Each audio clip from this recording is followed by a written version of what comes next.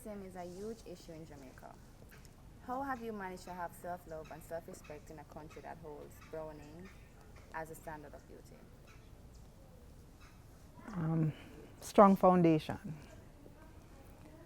As I said earlier, I grew up in a house where my father, I knew about Africa and I visited Africa long before I even set foot in Africa because my father had these big books with Africans, men, women, children, and the culture. The culture was very rich in terms of the different parts of Africa and the different culture that they come with. My father exposed us to all of that. So I always understood from an early age that my color was something that mattered to the extent that I need to be conscious enough to know that if somebody come and say, you're black like, I must say, yeah, I love it, I'm black. Because I grew up in Montego Bay.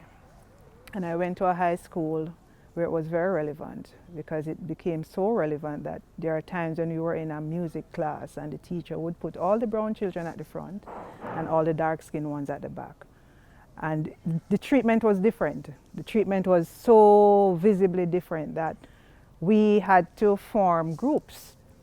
And I remember my core group, we were very conscious of it, such that we talk about it and we'd laugh about it. We're like, we noticed that's what she did, and we said the only reason she did that is because we are black and they're brown. So it was very clear. But we had to see it for what it was and not for it to bring us down, because I saw enough girls at my high school bleach to get to where they thought they need to reach, to be accepted. But as I said, my foundation was strong, and Daddy always told us that black is beautiful, yes, So when somebody tells us they're nothing black not good, you know that that person is somebody who is just ignorant, who don't know better and who understood the whole concept of the plantation and the house slave and the field. We understood all of that because Daddy made it so relevant in the house that when we went to school and we learned about it in the way they taught it, it really never mattered what they were telling us because we knew enough about all of this because of how Daddy exposed us. But I had to dig deep at times to not feel infiltrated to the extent that I would ask, why was I born this way? Because I saw it in other people. I saw other people question why they had to be born in this family with this color, because look how it's rough for me here so now because I can't get to do what I want to do because of my skin. I remember growing up, I wanted to be a hair hostess. That's what I wanted to be. And I always hear that, no, you have to brown, pick up and play and go work and do them things. And then the older I got is the more I recognize that is not even a job, really. I mean, to be serving people in the air is not a profession for me on a deeper level. So then it was easy for me to step away from that desire.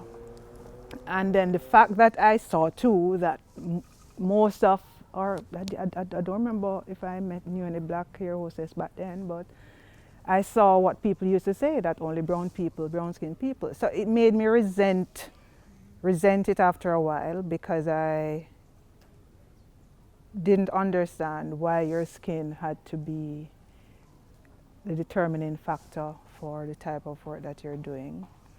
And so I said I need to be very independent in my mind about how my future unfolds.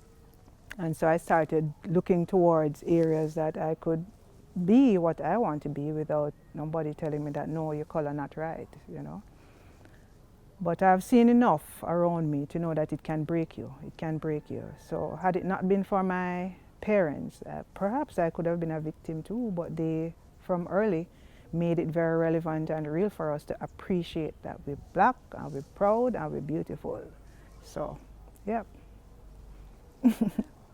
I remember my father always said to, like when I started working, and I was into the stocking line of things, because yes, if you don't have on your stocking, you don't look professional and nice. And I remember one day Daddy said to me, stop wasting money and buy stocking, your skin clean, you don't need no stocking. Stocking for people, who are bleach and them skin chippy and them this, and I'm like, okay, I think that was a bit deep for Daddy to be saying people were bleach and them. But I mean, I understood now what he was saying then. But I love my skin. I love my skin. I love my skin.